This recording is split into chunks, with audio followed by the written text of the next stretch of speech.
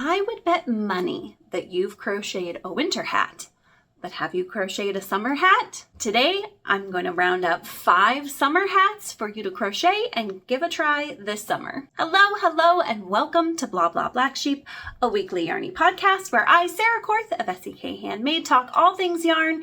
Today, we're talking summer hats. If you've been around here long, you know that I believe that crochet is a year-round yarn sport. I am not putting away my hooks in yarn just because it gets hot outside. What better way to work with your yarn year-round than to work on some projects that you can actually use and wear in the summer? So for this roundup, I've selected a variety of hats because I want everybody to find something in this roundup that they'd love to give a try. And then stick around until the end because in searching for the perfect summer hats to share with you, I have some tips that I think you should know before you dive into your first summer hat project. The first summer hat I want to share with you is the Rafia Bucket Hat. This hat is by Joanna and it is free on her blog. I thought that this hat was a really gorgeous kind of classic bucket style hat that would be perfect for anytime you head to the beach or hang out outside. It has kind of a soft shape to it, so while it is generally kind of a bucket style, it's not so like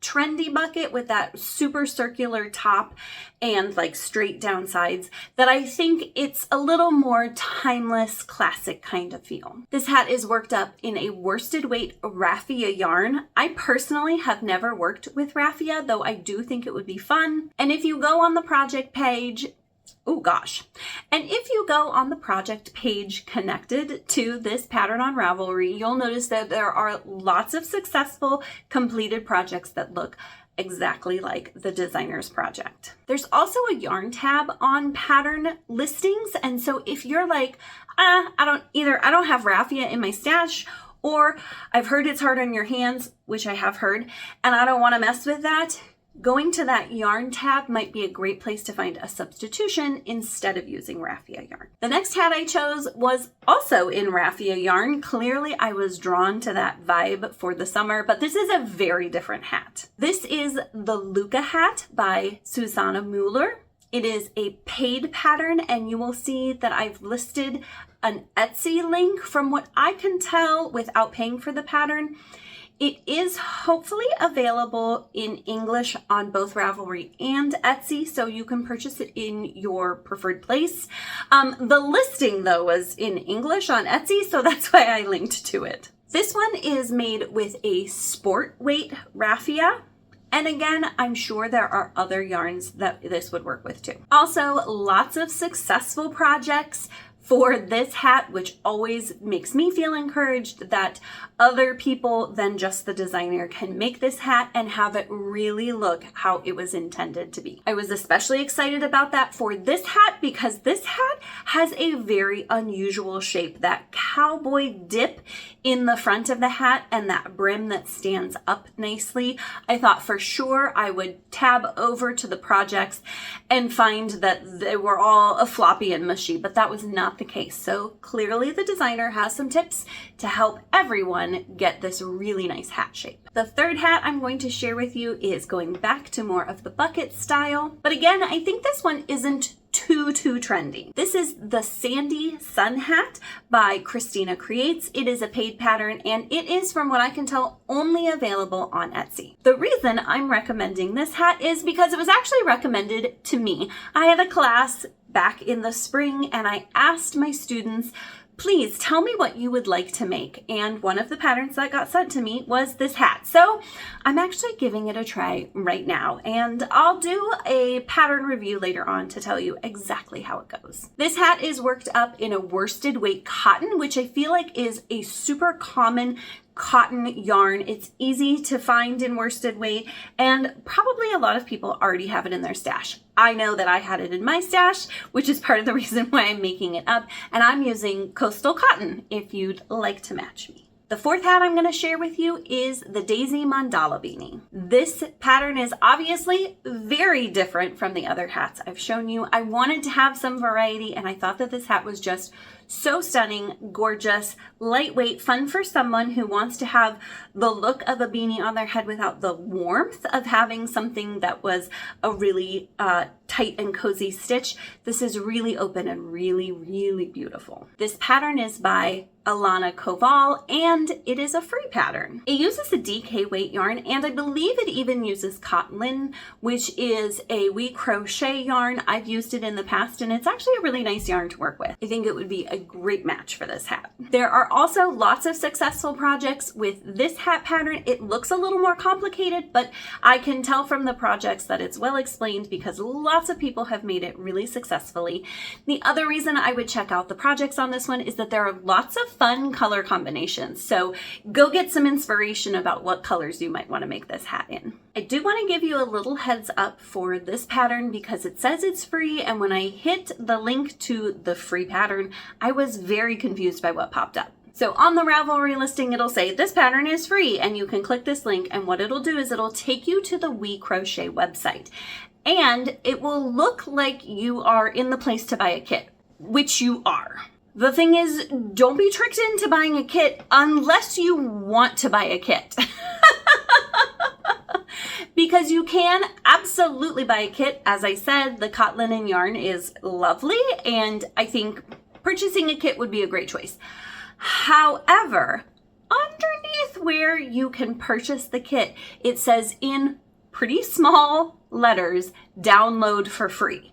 So if you just want the pattern, you do not have to pay for it. Go to the We Crochet website. Again, that's linked in the Ravelry listing. Maybe I'll just put a link directly to that there as well, and click the download for free underneath if you don't need yarn. Again, can't more highly recommend cotlin yarn though. The last hat that I'd like to share with you is the crossed double crochet sun hat. This beautiful pattern is by Doriana Ravelli, and it is a paid and free pattern, which I love because if you would rather go to a blog and have the pattern for free, you can do that. But if you're like me and you're more of a PDF person that you just want to have it and be able to take it with you, print it out, do whatever you want, mark it up, you have that option too. I really liked this pattern because it has a nice open texture around your head, which I feel like in the summer would be really great for both keeping the sun off and keeping you cool. I personally overheat very easily, so that's a problem for me. This one is also made up in worsted weight yarn. Again, I feel like that's the sweet spot. It'll work up quick. You probably already have some of that in your stash, and so you're ready to go. There are also several successful projects along with this one, so I have seen that other people can make it and make it look great, even though I haven't made it myself. Links to all the things will be in the show notes below. You do not have to rely on my pronunciations here or hunt down any links. It's all in the show notes below. So be sure to check that out if you're interested in looking at any of these patterns. All right, before you go, don't go. I have some tips for you. Things that I learned as I read through, you guys, as I read through so many patterns to pick these ones out for you. The first thing that I learned is that it is hard to shape a summer hat. I noticed lots of hats that when I looked at the designer's page, I thought that they were super cute. But as I went to the projects, I noticed that nobody else seemed to make the hat look quite like the designer had. I don't know if the designer was leaning on like some amount of blocking or stretching the stitches in the right place. There were some hats that when the designer wore them looked like they had a really nice kind of bell shape to them.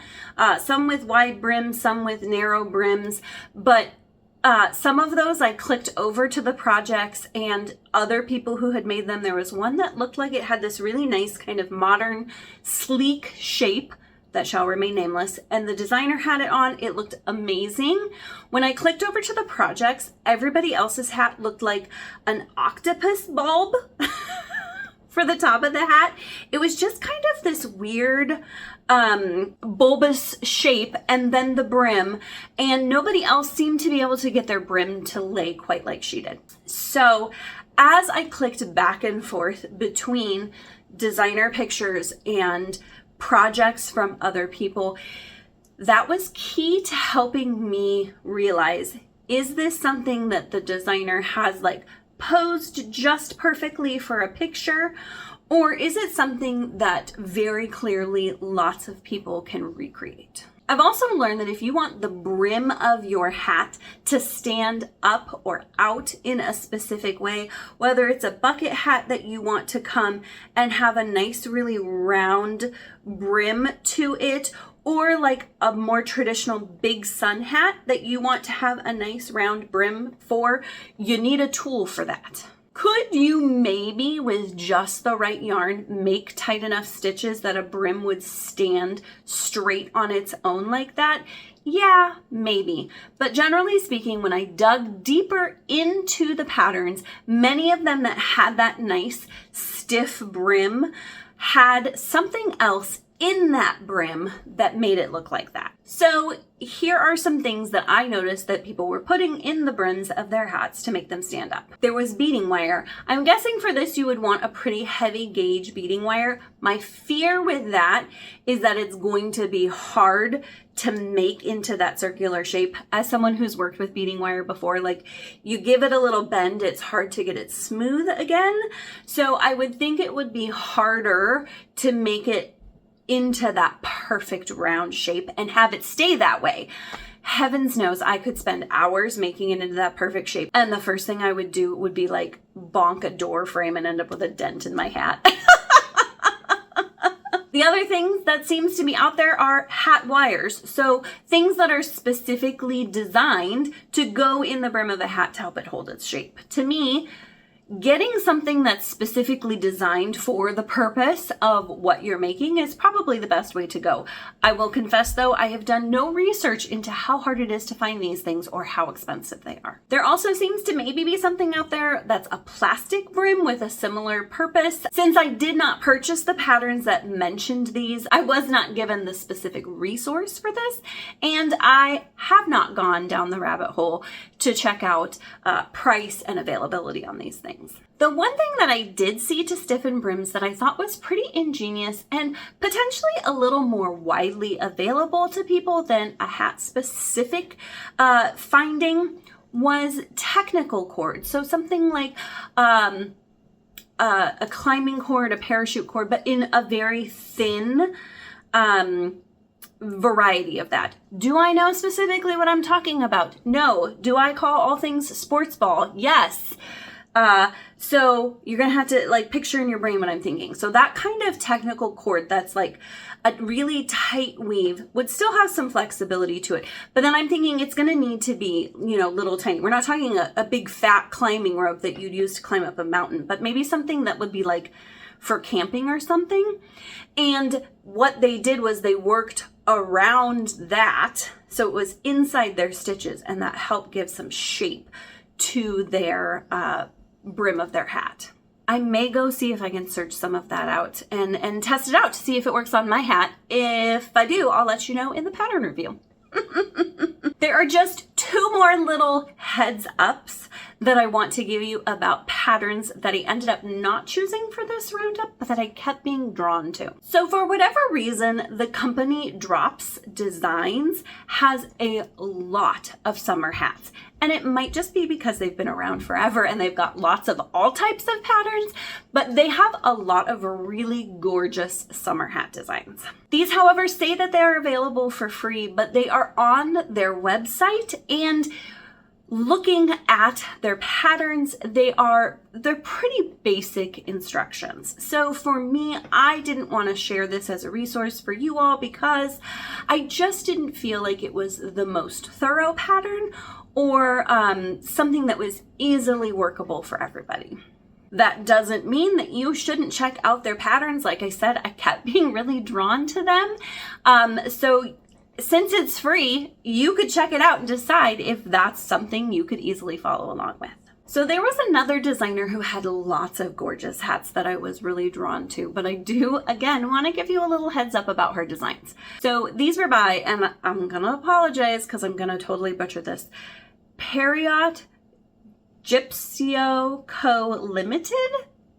Again, I'm so sorry. And these say that they are available I guess most of her patterns say that they're available in Japanese, English, and Universal. And here's why. You can go and get these patterns for free. So again, this is something you can look at and decide on your own if it's something you'd like to tackle. But I went and looked, and here's the two things that I struggle with recommending these. First of all, when you click on like take me to the free pattern, it doesn't take you directly to the free pattern. It takes you to like a whole page of patterns, and then you have to search out the one you want and click on that. Once you do that, you can download the pattern for free. However, in the English version, it has like a little description sheet about the hat in English, and then the entire hat is charted out. So like crochet chart symbols. There are no words telling you like start with a magic ring, chain this many, do this many single crochets. It is all charted out. So if you're a person who loves and follow charts, this may be perfect for you. If you're someone who's scared of charts though, you're definitely going to want to stay away from these designs because the entire pattern is charts. I would love to know in the comments below if you have a favorite summer hat design. I'm still really on the prowl for some super amazing hat designs that are proven that they can really be made to look super nice. So please comment below and share summer hats that you love. I would also love to know if you're going to tackle any of these patterns, so comment below and maybe we'll work on them together. My final thoughts are that if you're going to make a summer hat, you need to know what you want out of the hat. You need to be realistic about what you can accomplish as far as shape, especially if you're not willing to purchase any of those extra tools to help shape your hat. And then be sure to check out the projects that other people have made so that you can see are other people successfully making this hat. Today I'm wearing my Bridget shawl. This is my one skein version of it. It's nice and lightweight and great for wearing in the summer. I also have my jewel design stand button here to hold it in place. Really love this. Links to the pattern, links to the stand buttons, all in the show notes below. I'm also wearing my earrings from Beanie. They're giving me a nice pop of color. They're made out of leather, so they're super lightweight and really fun to wear. One quick announcement, I have a really fun color work cowl coming out tomorrow. It is the Inga cowl, and it's my little nod to Christmas in July. I made two samples of this cowl, but one is kind of a Christmassy color one, and I'm really in love with it. So if you're not a part of my mailing list, go join that real quick and you'll get the very best discount code tomorrow. Thank you so much for joining me today. I had so much fun sharing with you what I've learned about making summer hats. I can't wait to finish my summer hat and share the pattern review with you. I would love it if you would like this video, maybe share it with a friend who'd like to make a summer hat with you. Subscribe and turn on notifications so you never miss out when I share a new video. Thank you so much for being here with me today. We'll see you back here next week, and until then, happy crafting!